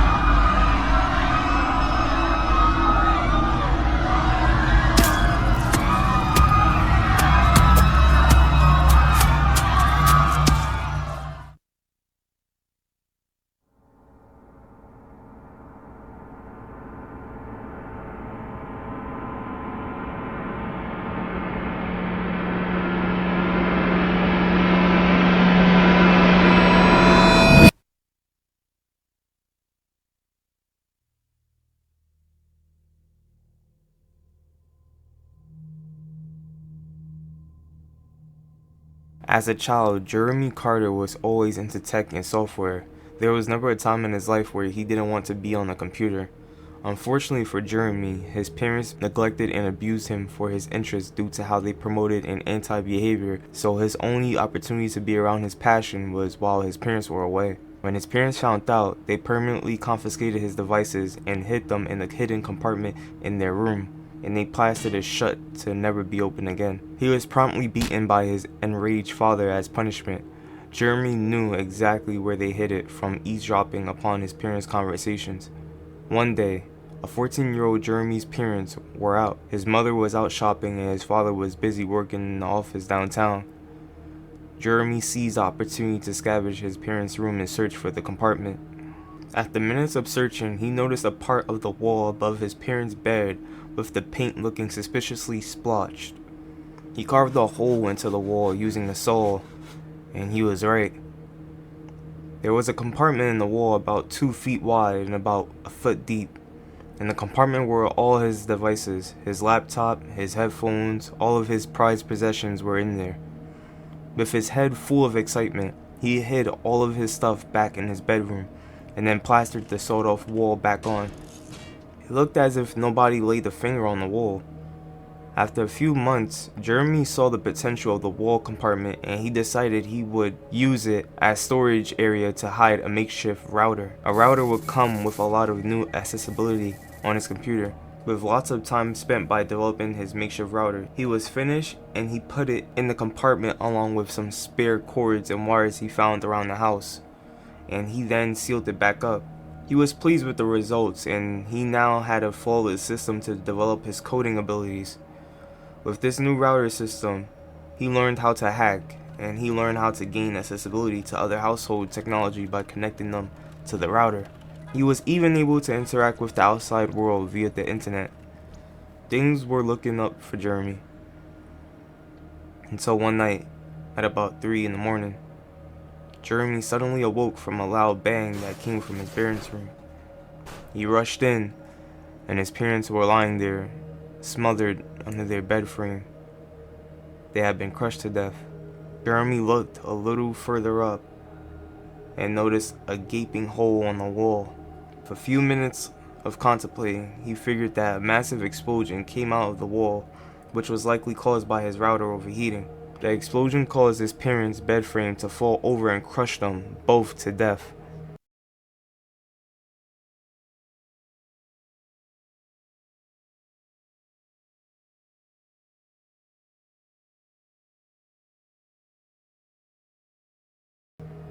Instead of being overwhelmed by grief or anger, he surprisingly felt an overwhelmingly urge to laugh.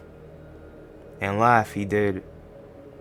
In his mind, he was finally able to get back at his parents for robbing him of his passions and well-being for so long. With nobody knowing that his parents' deaths were his doing, he was sent to an orphanage uptown and remained there until he became an adult. The orphanage wasn't keen on technological interests either, so he was extremely eager to get back to it a week later. He also gained a hobby for crafting technology, and he thought it would coincide well with his new job. He loved his job at first, but his experience soared when his co-worker, Eddie, found out about his parents' deaths, and he was mocked by him for it. The audacity of the man fueled Jeremy with rage whenever he came in work. To cope, Jeremy started a side project to create night vision goggles at home. Even with this, the weeks grew miserable with constant annoyance and notifications from Eddie. But what Eddie did on one Friday evening plucked Jeremy's last straw. At the end of the day, when everyone was packing up to head home, Eddie happened to catch a glimpse of Jeremy's new goggles that he had worked on and were now finished. Without courtesy, he grabbed the goggles from out of Jeremy's bag and raised it into the air for everyone to see. "Look at this new little gadget Jeremy's made. It would be a shame if it were to break in the hands of some careless idiot." Eddie then released his hands from the goggles and they fell to the floor. "Oops," he said in an unflattering tone. Jeremy asked for Eddie to leave him alone in response, but Eddie retorted to that by shouting every last detail of Jeremy's childhood in front of everyone. Jeremy expected Eddie to be ridiculed by their fellow workers for what he did, but instead, every worker in the room started laughing. laughing in Jeremy's face. Jeremy stood there at a loss for words. The other workers, his boss, even the intern was laughing. The humiliation brought back memories of abuse and neglect from his parents. Jeremy grabbed a letter opener from the surface of his desk, and in a fit of rage, he swung his arm horizontally and sliced Eddie's neck open for the office to see. Panic filled the room, and everyone was fleeing to the exits, but Jeremy's desire for atonement had not yet been satisfied. Jeremy picked up his night vision goggles from off the ground and ran to the control room down the hall. With a few button presses here and there, he locked all of the exits to the building. Everyone was trapped in the facility with him. He hacked into the security system to see where everyone went into hiding. He cut the communication unit so nobody from the outside world could interfere. Jeremy flipped open the breaker panel and pulled the clunky lever in the center of the board. The building went pitch black, and the humming of the generators were silenced. Jeremy put on his night vision goggles, and with the letter opener in his hand, Jeremy had started his spree. Screams and gore filled the night, and bodies upon bodies fell to the cold ground of the facility. It was a night of torment, and a total of 11 lives were taken. As Jeremy was about to walk out of the main doors and escape the scene, a mysterious black fog descended upon the center, and Jeremy was swept away into the clutches of some being. That being told him to kill. Killer name, the Hacker. Killer radius, 32 meters. Killer height, average. Killer speed, 4.6 ms. Killer weapon, stylized letter opener. Unique traits, none. Power name, Saboteur's Revenge. All generators are replaced with computers which function practically identically. Any generator perk with a functional on a computer. Press the ability button to open your laptop. When on the laptop, you are shown the layout of the map from a bird's eye view. If the map has multiple floors, press the secondary ability button to toggle between floors. The following things will be shown to you on the layout: your location and the direction you are facing. All computers in their current progress, both exit gates and their progress pallets, which are marked in yellow, vaults which are marked in purple, dual totems which are marked in white, hex totems which are marked in orange, boon totems which are marked in light blue, hooks which are marked in red, and chests which are marked in green. Move the mouse/toggle, the directional stick, to move through the computers. Press the active ability button while a computer is selected to damage it, serving as a generator kick. Press and hold the ability button while on the laptop to leave. You gain the undetectable status effect while you are on your laptop. You are given 6 security cameras. When next to a wall, press and hold the active ability button to place one of the 6 security cameras on the wall. Press the secondary ability button while next to the security camera to take it off the wall. When on the laptop, the security cameras will also appear on the map layout, and they can be selected like a computer. When the security cameras are selected, you will see the map through the security camera's view. You can move the camera's perspective. When looking through a camera, it will be indicated to a survivor through a red beeping on the camera. When survivors are next to a camera, they can break it. When a camera is broken, it will instantly be given back to you. Cameras will break after a certain amount of time being placed. The camera's life can be seen while looking through a camera. If a camera dies, it will also instantly be given back to you. Press the active ability button while next to a computer to install a virus on it. The virus will go away after a period of time, but if a survivor interacts with the computer before the virus goes away, the survivor will scream revealing their location for a few seconds, and they will also be given a new status effect, the mark status effect, for a short period of time. Mark status effect: when within a short distance of a survivor, their aura will be shown to you, and the aura will also be shown in the security camera's view. Only one camera can have a virus on it at any given time. If you install a virus onto a computer 3 times, blackout will begin. Blackout: the map goes nearly completely dark, and survivors can only see a few meters in front of themselves. You, however, will put on night vision goggles and are able to see in the dark. The night vision effect is also present on security cameras. While in blackout, you gain the undetectable status effect. Survivors can end blackout via pulling a lever. This lever's aura will be revealed to all survivors in white, regardless of distance. The lever is invisible to you. Perks: job to do. After 2 survivors are picked up, any survivor after can be held by the entity. allowing you to use your power while they are being carried. When the entity picks a survivor up, drop to do a reset. The survivor will escape from the entity's grasp 50, 30, 10% faster than the normal pickup. Hex technological fixation. When you damage a generator by any means, the next survivor who interacts with that generator will be cursed, and the random dual totem will turn into a hex. While the hex remains standing, that survivor will make any generator's progress go -1, -2, or -3% slowdown while repairing it. The hex effects persist until its hex totem is cleansed. Hex worse than new. If you break a drop pallet or breakable wall 5, 10, or 15 seconds after you damage a generator, any survivor who interacts with that generator 20 seconds after will be injured.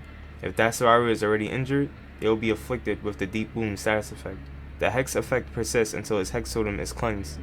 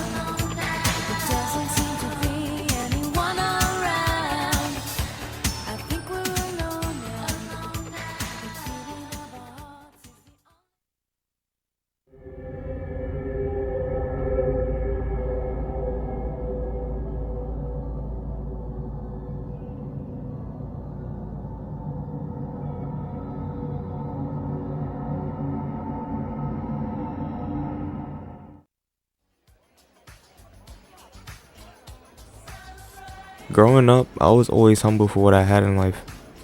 A part of me always wanted more, whether that was a better job, a better life. Deep down, I knew something was coming. I knew I would feel better, do better. I knew I would have had a better feeling, a new feeling. I currently work as a pizza delivery man. I don't get much out of this job, but it's at least something to support me and my mother.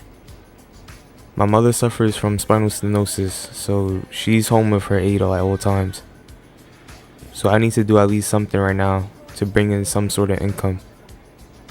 However, I always have this satisfying feeling of helping people. I always felt that was my purpose in life. If there's one goal I would have, or probably the only goal I would have, is to be a therapist. Trauma can affect our minds because of the things that we go through in everyday life. I wouldn't want people to feel isolated and that there's always someone to talk to. That's what I feel I can excel in, master, one day. It was an ordinary night at work, and I already finished my last delivery for the night. Got a call from my boss asking if I could make just one more last delivery. Hello? Yeah, Daniel, you just mind making one more delivery? It's not too far from... You could come in an hour late tomorrow, and I'll even let you leave early. It's okay, I appreciate that, Sam. I'll just set up and deliver this before I head home. Okay, no problem, buddy. Thanks again. Luckily, it wasn't snowing tonight. Besides, I am on the bicycle. I mean, the rain was pretty heavy, but I can withstand that instead of wrestling with the snow. I started to close in on the house as I can see a few blocks away. I quickly leaned the bike on the pole and sprinted towards the front door of the house. Pizza delivery. Pizza. There was no answer, but I noticed that the door was left unlocked. I slowly opened the door to see if I could just leave it on the table.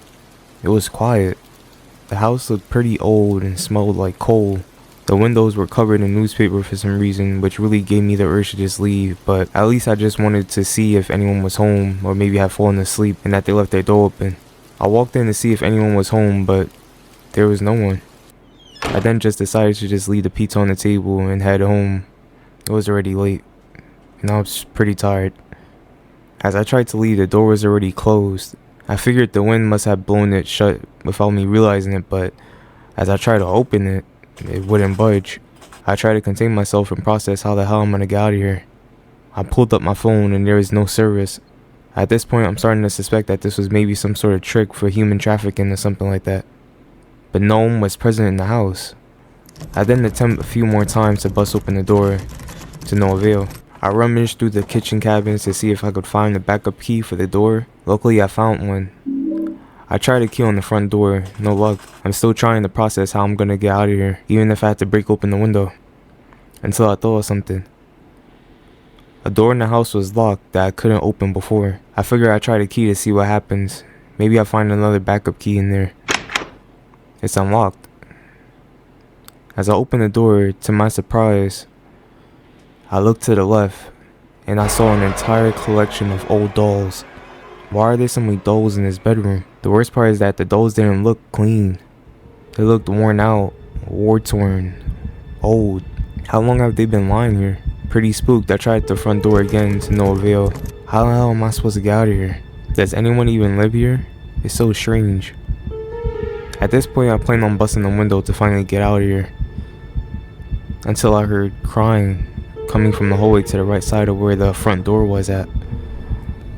It sounded like a young girl crying. I slowly started approaching the hallway, and right when I looked down, at the end of the hallway was a little girl. It wasn't long till she realized I was peeking. She dozed off to the other side of the hallway that continued towards the bedroom with the creepy dolls. I followed. As I turned the same way she went, I saw a doll on the ground. As I analyzed the doll, I couldn't help but realize that it's the same little girl that was just crying. What the hell was going on here? My mind couldn't decipher what was going on in this house. I then heard a thud coming from the kitchen that caught me off guard. It made me drop the doll. As I turned to look back at the doll, I couldn't believe my eyes. There was a pool of blood coming from the back of the doll's head. I am horrified. I felt my body immediately freeze as I was too overwhelmed by the sight of what I was witnessing. My mind was telling me to run, but my body was completely stationary. I snapped myself out of it and headed for the windows near the front door. The windows weren't breaking. I didn't even know that these windows were covered with something underneath the newspaper. But I tried anyway. I tried the last window that was in the bedroom with the dolls and still no hope. As I looked at the newspaper on the window, I realized that there was fresh blood on it. The blood wasn't mine, so who else had been here? There was only blood on this window that I didn't realize until now. But why? The newspaper was dated back all the way to 1983. Ice Cream Man Goes Mad. Arnold Hedding, a 67-year-old man better known as the Ice Cream Man, goes mad after several missing children's bodies were found underneath the floor in his basement, followed by arson. Theories spread out that Mr. Hedding would use his feigned persona and himself being employed as an ice cream worker to lure in children into his home before viciously torturing and killing them. Firefighters and police showed up to the scene to clear the fire, but Mr. Hedding's whereabouts are still unknown. As the dead children's bodies were en route to the morgue, every dead body mysteriously disappeared on arrival. The bodies were never rediscovered, and the chilling mystery was later spread to the public. July 9th, 1983. Those pictures in the house look exactly like this house. Who was living here this whole time? I heard the bedroom door slam close. Without me even realizing it, all the dolls had vanished. I was so focused on that newspaper that I didn't even realize that the dolls disappeared. Suddenly, the bedroom lights blown out. It's pitch black. I quickly search for my lighter that's in my side jacket pocket. I try to keep the flame steady, but I can't. It feels like my heart is about to shoot out of my chest as I can hear a radio channeling the station in the kitchen. I try to brace myself to look for another possible way out of here. I can't stay here forever. As I cautiously open the door, I see a trail of blood on the floor leading towards the other side of the hallway. I follow the trail, curious to where it leads, and to my discovery, Memento Mori was written in blood on the wall. Remember, you must die. I couldn't piece together why this was here or what's happening in the first place. It's like something wants me to know something, but I couldn't understand what. I feel a warm sensation of blood pouring from the top of my foot. As I slowly look down, I see a doll standing right in front of me. Chills flooded my body. but I knew I had to do something. I quickly limped towards the bedroom as fast as I can, slipping in my own blood, trying not to fall. That mistake could be worth my life. I can hear what sounds like whispering coming from the darkness around the house. I felt this unbelievable dread of sorrow, pain, and vengeance. I never felt this before until now. As I make it to the bedroom and slam the door shut, I catch my breath before turning around to see dolls covered in blood surrounding the room. I collapse through the wooden floor and hit another surface below it. I wake up to darkness. It feels like the time has passed yet something has just happened. I only see darkness. I searched a dark place for a way out, but from touching everything, it seemed the only way out was from this ladder I found, which seems like it leads to another pathway. I climbed the ladder only to see daylight peeking its way into this dark void. I opened the hatch door and I couldn't believe my eyes. I was finally out of a place which felt like hell that I couldn't manage to escape but finally did. As I caught my breath, I ran to find safety. As I'm running, I can feel this dark source of energy plague my mind and bring me back to that dark place. In a snap of a finger, I was there, trapped inside the void. But how? How is this even possible? Then I saw the tragedy. While I was outside, I looked down at my arms and saw I was a doll. How did this happen to me?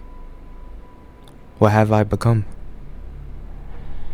I repeat the same way of how I escaped the last time, but no matter what, something kept bringing me back to that dark place.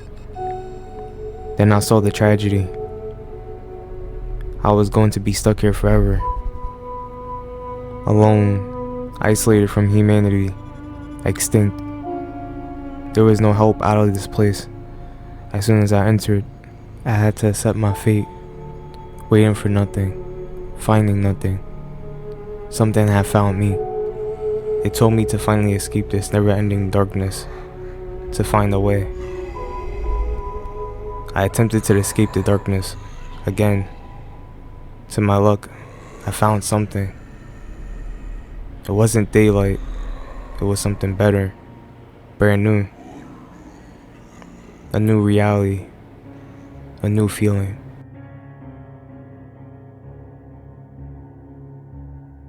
Killer name, the Dull Master. Killer weapon, dark energy, formed into a machete-style blade. Killer tear radius, 32 meters. Killer speed, 4.6 ms. Killer height, tall. Unique traits, spawns a doll to destroy a pallet or breakable wall for the Dull Master. Power name, Wicked Dolls. Doll possession. Start the trial with 4 dolls. Press the power button to set a doll. When a doll is set, the doll will reveal the aura of survivors that's within proximity. Pressing the secondary power button while looking at a doll will swap the location between the doll and the Dull Master. Dolls have collision. When a doll is set, press the shift button to become the doll. Dolls move much faster than the Dull Master. When in possession of a doll, dolls must attack a survivor a total of 3 times to injure and inflict Dull Gaze. When Dull Gaze is active, any survivors within proximity of any remaining doll will increase their Dull Gaze meter. When the Dull Gaze meter is full, that survivor will then suffer from the hindered and exposed status effect. Dull Gaze has a duration of 15 seconds. After Dull Gaze is deactivated, survivors can then destroy the doll. Dull Fusion. Press the shift button when not looking at a doll to activate Dull Fusion. When Dull Fusion is activated, the Dull Master is completely transparent with dark energy. The Dull Master is undetectable, moves at a much faster speed,